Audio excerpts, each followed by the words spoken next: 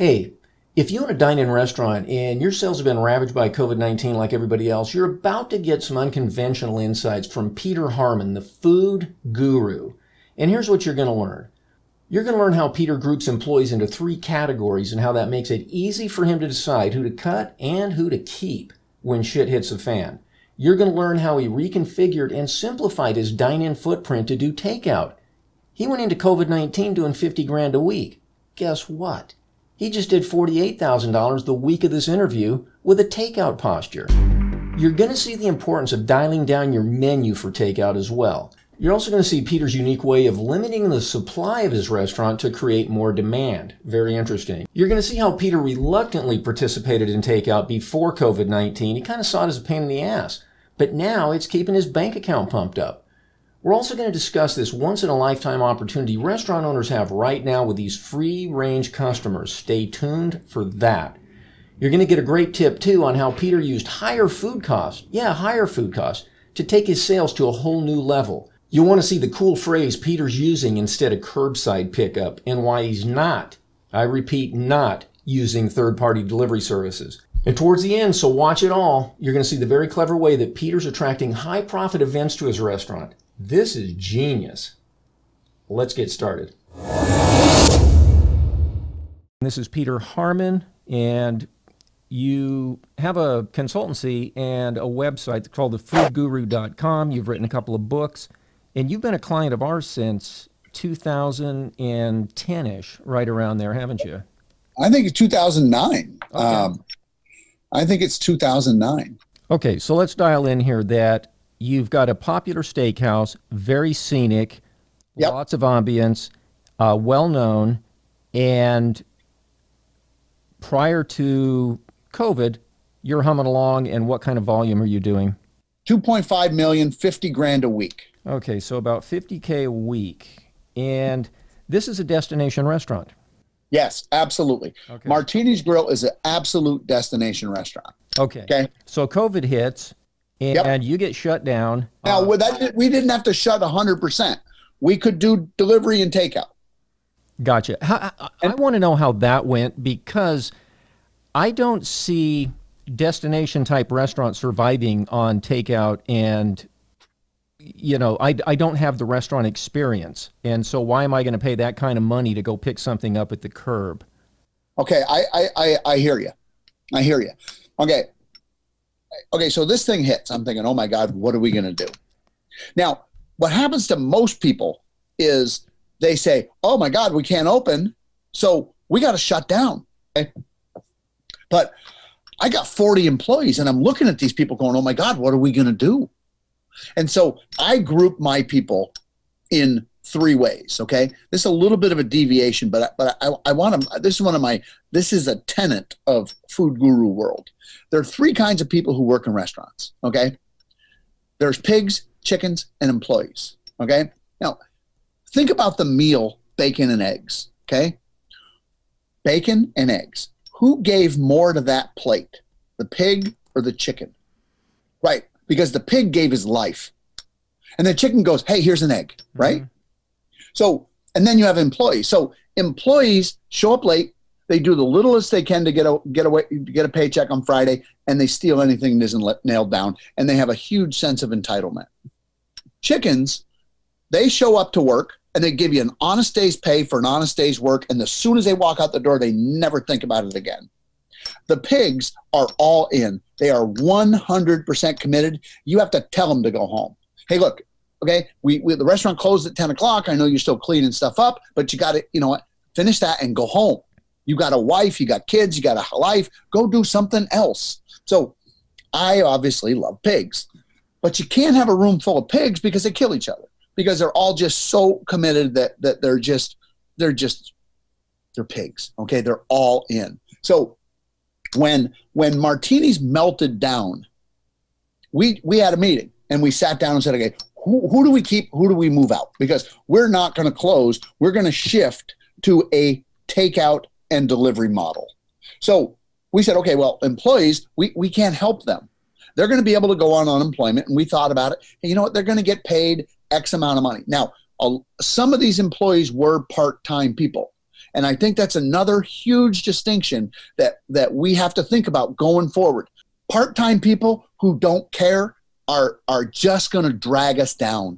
So full-time pigs, full-time chickens, that's what we got to have. We have to protect and keep those people. So the first thing we did was we said, we got to protect the pigs, and then we got to protect the full-time chickens. So the best thing and then the employees were like, a lot of high school kids and college kids. So we said, look, I can't support you right now. I can't take care of you. I don't know what's going to happen. So we're going to let you guys go. We're going to help you fill out your unemployment stuff, all that. We then went to the waiters and said, look, here's how much money you're going to make if you go home on unemployment. Do you want to stay and maybe make a little bit less than that, or do you want to go home and make that? And then when that $600 came in, it was a godsend, and everybody's better off staying home, and we're going to have a hard time getting them back. So we took care of the pigs. Martinis shrunk down to about 10 employees, and we started doing to-go.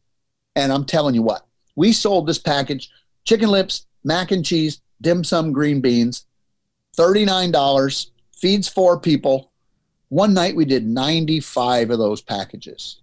95, one menu item. We put together, we went in the walk-in and said, okay, I got all these ribeyes. Good, let's cut them into steaks. We'll put baked potatoes or mashed potatoes with them. We'll give them a vegetable, and we'll sell grill kits. Okay, and let me stop you right here, though, because this is a nugget. You put your menu aside and said, what can we package that's easy to put together, will travel well, and it's a complete meal? And instead of just opening up online ordering and saying order whatever you want, you narrowed it down to something that you could bang out with the labor you had, right, and would travel well. I like that. We were doing, Kamron, I went from doing 50 grand to doing 25 grand during Corona. I only cut in half. I went from 40 people a night in the restaurant. Now remember, Martinis is only open Tuesday, Wednesday, Thursday, Friday, Saturday, dinner only, from 4 to 10. That's it. Okay? This restaurant's only open 26 hours a week, and we're doing 50 grand a week.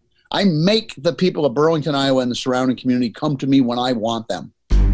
Yeah, I like it. It's what you're saying is that you limit it's supply and demand, and you cut down the supply to keep the demand heavy. Absolutely. And here's the other thing. We never have chefs or managers day off unless they're on vacation. Everybody works Tuesday through Saturday. If you're not willing to work Tuesday through Saturday and be there at, 2 or 3 o'clock in the afternoon, if you're a kitchen person, 4 o'clock if you're a waiter, and stay until 10, then I don't want you on my team. You have to work. You can't say, well, I only want to work 4 days a week. Good, then go work somewhere else. Mm-hmm. This isn't that place. Everybody's a full-time employee. So Martinis had a takeout stream of sales of about $1,000, maybe $2,000 a month. That's it. That was our entire takeout business. And we did it reluctantly. So if somebody called and goes, hey, can I get this to go? Sure, we'll do it. We didn't have good to-go packaging. We were not in the to-go business. Yeah, now you're what I would say is one of those restaurants that reluctantly got into a little bit of takeout just because the occasional customer would call and you wanted to please them. But you weren't looking to get on the Grubhub wagon and start a big delivery thing. You didn't want to go there. You liked your destination, people are coming, it's a set number of 5 days a week for dinner. Yeah. Yeah. So, but okay, so that's a great point. I want to hit that because I think a lot of people think, oh my God, I got to do takeout. Okay. I was not one of those people. The mission of Martinis Grill is simple. Martinis Grill is the place where it's the place to celebrate life. It's the place to celebrate that achievement. And it's a place to say, wow, I just graduated from college. Hey, I'm going to get a new job. We have so many people that went there for their prom. They come there for their anniversary. You know how many wedding rings we hide in desserts in that place? It's insane. And now their kids are coming for their prom and hiding their wedding rings and things. And it's just this amazing thing because we are here for the community. So that's the first thing. Yeah, I'm going to pause you there because that's what I like. What I'm hearing here is tradition, and this dovetails into what I've been saying lately to a lot of clients is that we are going to have a period here where there's going to be a lot of free-range customers wandering around because a lot of restaurants are closing. So dine-in's not dead. A lot of dine-in restaurants are not going to make it, but what that's going to do is for those customers left over, the free rangers, as I call them, is a place like yours who is pivoting into, after COVID or living with COVID. You can still be a hot destination spot because a lot of the others have closed down, and you can attract those customers. And I think a lot of people, some say that, I think it was the National Restaurant Association said that they think up to 60% of mom and pop restaurants may never reopen.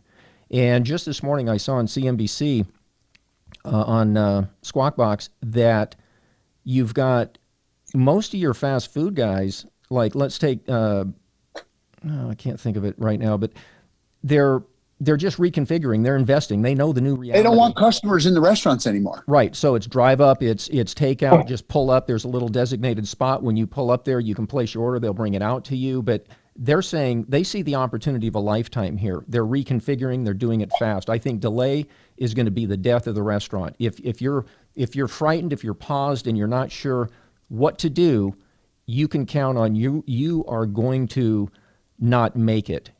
And you have to be decisive right now. And that's kind of what I'm hearing from you is you're making some decisions and you're moving forward. All right. So but here's the other thing. Okay. Think about it. In BC, we had a hot economy. The economy was rolling. Okay. They say that a rising tide raises all ships, right? So we got a high tide.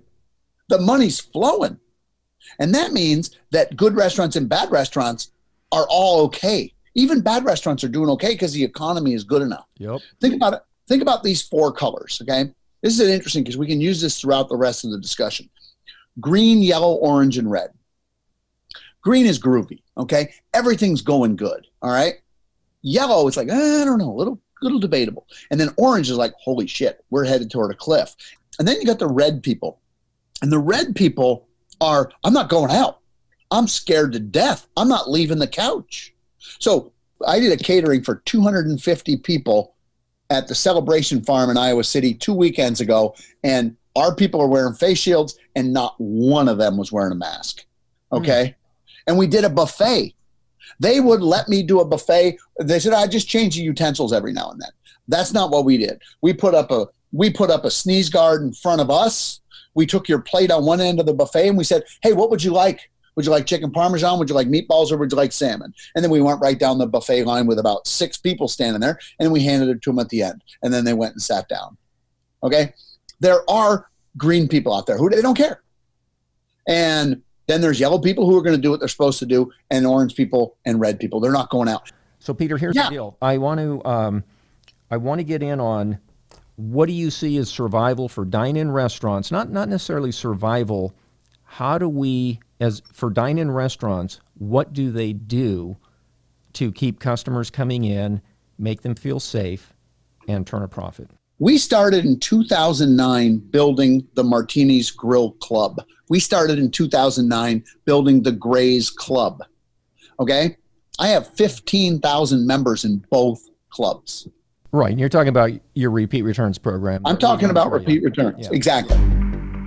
Restaurants that went into this without any kind of a customer list, can you imagine that, Peter?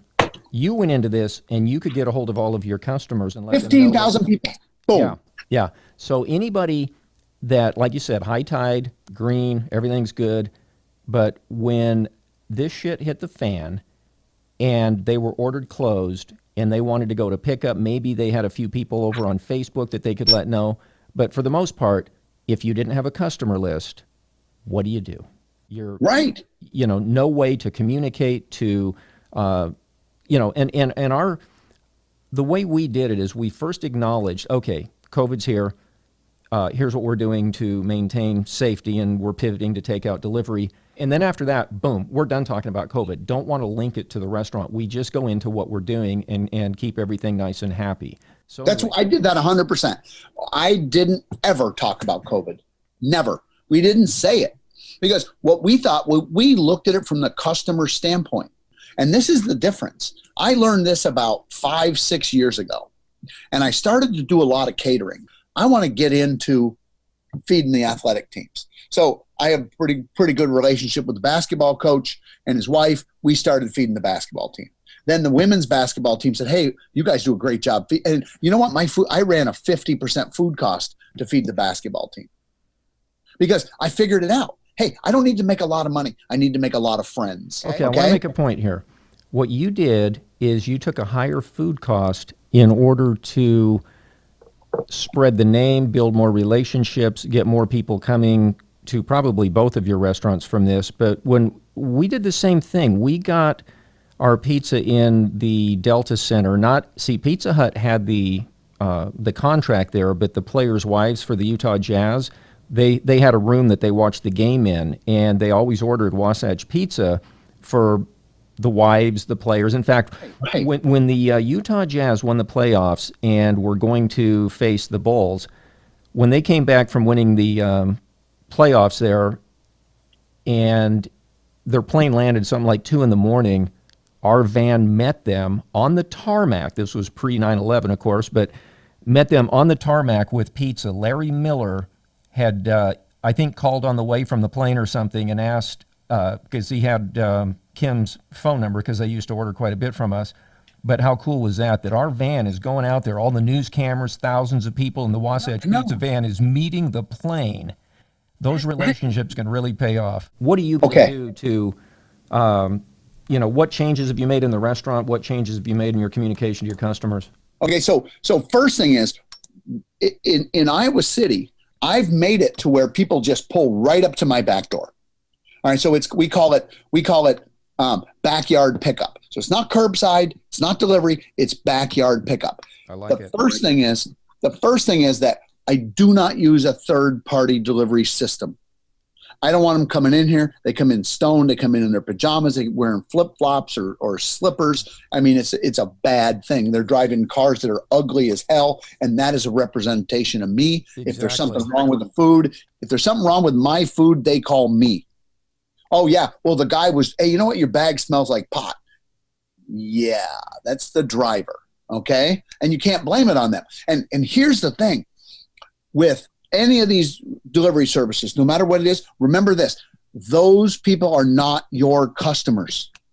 Those are DoorDash, Uber Eats. They're their customers. Interesting thing. Sometimes I go to Costco and I buy groceries. I used to buy Nestle's chocolate chips to make chocolate chip pancakes. Then one day I went in there, can't find Nestle's chocolate chips because they got Kirkland brand. Now, Kirkland brand chocolate chips are terrific. But what they did was they said, okay, look, these people who shop in our store are Costco customers. So they make them buy the Costco label. And they are kicking Nestle out. Now think about that.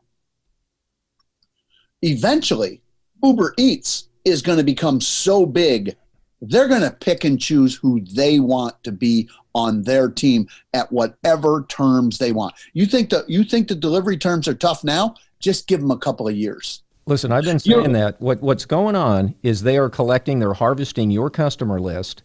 They're delivering for you, but you are actually paying them 25 or 30% to steal your customer list.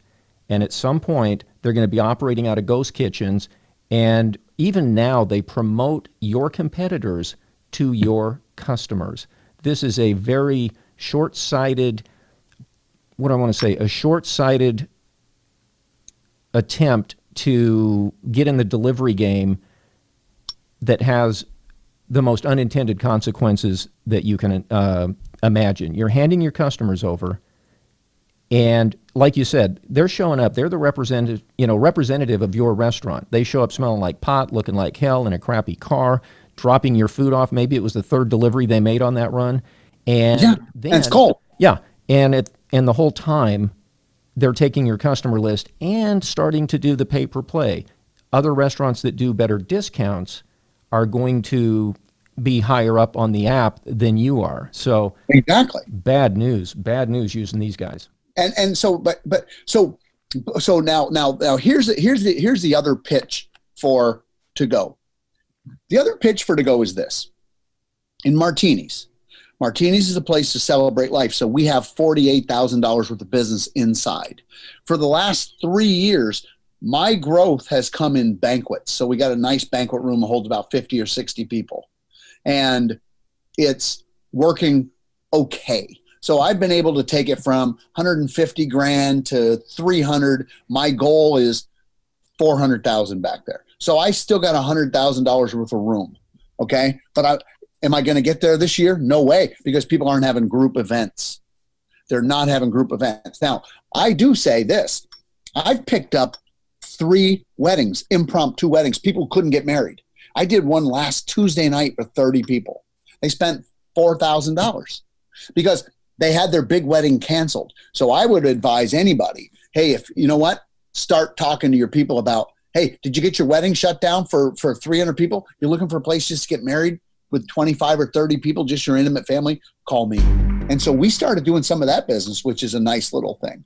All right. So at Martinis, because we were able to go from $1,000 a month to $25,000 a week in takeout, I'm keeping that. We've redesigned our kitchen, and we're selling chicken lip extravaganzas for $39 out the back door. We might sell 20 or 30 right now, but we also have, it's a steakhouse, but you can get sushi. So sushi is going to be the next thing I'm going to add. And then I'm going to buy 2 little minivans. I'm getting in the delivery business, our delivery business. Excellent. Okay. Excellent. So at Martinis, we got 40 employees, and we do this thing called stair-step training. So you start out washing dishes, then you bus tables, then you become a food runner, then you become a driver, then you become a bagger, then you become a takeout guy, then you become a bar back, then you become a bartender, then you train as a waiter. Okay. And so everybody grows. Yeah. So what we've got here is some of the things you've done to adapt is you're doing the backyard pickup so they can swing around and pick up, and they don't have to get out of their car. Right. Secondly, you are communicating to your customers, hey, did you get this event canceled? Do you need a place for, smaller get together? Great idea, because how many people are in that boat right now? We're solving a problem. We're helping our friends. Yeah. You see what I'm saying? It's like, oh my God, Matt Nelson, I was supposed to do his wedding, 400 people. Okay. And in Iowa City, Kamron, on March 17th, they shut us down. By March 20th, I had lost $180,000 worth of business just like that. Gone. All my catering contracts, gone. Just in the blink of an eye, absolutely gone. Yeah. And so we pivoted. We had to. We had no other choice. That's the name of the game. We are servants, okay? A very wise man said one day, the greatest among you shall be the servants. We are servants. We need to have servant mindset. I'm here to serve the people who want what I'm selling. And I continually morph into what's the best thing for them today. And so, Peter, here's the deal. What I've always found is that the fastest way to lose a customer, get a bad review, is to disrespect them. And when you, like you say, it's friends, relationships, what can I do for the customer? When you treat them like gold, they give that back to you. They recommend you. We had an issue with a customer one time, and it was one of those turnaround stories where we muffed the order, she was mad, and we just over-delivered to make it up to her. She became one of our best customers ever. And every holiday season around Christmas time, I'll throw this in. I don't know if you've thought of this or not, but what we did is we went to Cisco. We went to our food rep, and we got a lot of samples. We're talking pasta, different cheeses, things like that. And we put all these gift baskets together and took them out to our top customers and just dropped them on the front door, and just a little holiday greeting card from Wasatch Pizza. No coupons, no nothing. Just, we appreciate you. And I mean, we drove all over town dropping these baskets off, but we got all the stuff from Cisco for free. Right. But man, I'm telling you, you lock in customers for life with stuff like that. Well, I mean, you think about all the people who come into a normal restaurant, okay? All the people walk into a normal restaurant, okay? And they come in and they eat and drink and or be merry. But you know what? most of those people own a business. Most of the people come into my restaurants own some kind of business or work somewhere, and they're trying to market their stuff. What if you went to your customer and said, hey, I'm putting together some holiday baskets. Does anybody got anything they want to put in this basket from you? Mm-hmm. You see what I'm saying? Yep. Okay, Peter, so to wrap this up, what are your top tips moving forward for a dine-in restaurant dealing with COVID-19? All right, the first thing is that you do have some customers. There are people who are coming into your restaurant every day, okay? You do have some customers. And the thing we got to do with those customers is we got to love them. We have to deliver the customer experience the perfect way. If you do that, you got a chance to bring them back. The second thing you do is you have to make new friends, and you got to give them a reason to want to come back, okay? Now, we do this thing, we call it the pink table tent. If I know I got a new customer, I put a pink table tent on their table. And what that does, that tells them the 3 or 4 things I want them to know. It also makes sure that everybody who works in that restaurant knows that's a first-time customer. They've never been here before. And if we blow their mind on the first time, we absolutely win. Mm-hmm. The second thing is, I've even seen my customers go over to the tables in Burlington and go, hey, welcome to Burlington, or welcome to Martinis. This is my favorite restaurant. I've been coming here for 20 years. Obviously, you're new. You need to eat this and drink that. Love it. Okay. So I think that's just incredible. And it makes me laugh every time I see it. But here's the other thing. If you can run your dine-in restaurant and do takeout and not interrupt your dining business, because you got to take care of the guy sitting at the table first. And I think that people are double-minded. It's like, which one am I going to do? Well, they're both even. No, they're not. Somebody sitting in the dining room is way more important than somebody who's on the phone. It just is. So if dine-in business is going to be very, very difficult for certain people, I think people got to pick. I think you could do both, and I think you have to be very, very aggressive. I opened Gray's for about 3 weeks because we could, and then I shut it back down because, you know what? People don't want to come in. Iowa City's a lot different than Burlington. Burlington, they don't care. They're green people, maybe yellow. Iowa City, they're all orange, and they're afraid. So different markets have different things. No matter what you're doing, you have to get people into your club. You got to have a club. If you don't have a club, you're stupid. I mean, what do you want to do? Spend $100 a day on Facebook ads? $100 a day? That's $3,000 a month. Or for the price of repeat returns, you build a list of people who love you. You know, when all things are considered equal, we buy from people we like. Even when things are not quite once you establish that habit and maintain it, the chances of the next visit, and the next visit just keep growing exponentially. Peter, good interview. Thefoodguru.com. People can learn about your services. They can go there and check your book out. And again, client since about 2009 or 10, and I appreciate the chat today. Thank you. Thank you, Cameron. It's been a pleasure. Alrighty, so I want to thank Peter for sharing his experience with us today, and as always, I want to thank you for watching. It means a lot to me. And if you found this episode helpful, please drop me a thumbs up down there, and if you're not already subscribed, do that now. That way, you're going to have the inside track when I load a fresh episode on here. Take care, my friend, and I'll see you next time.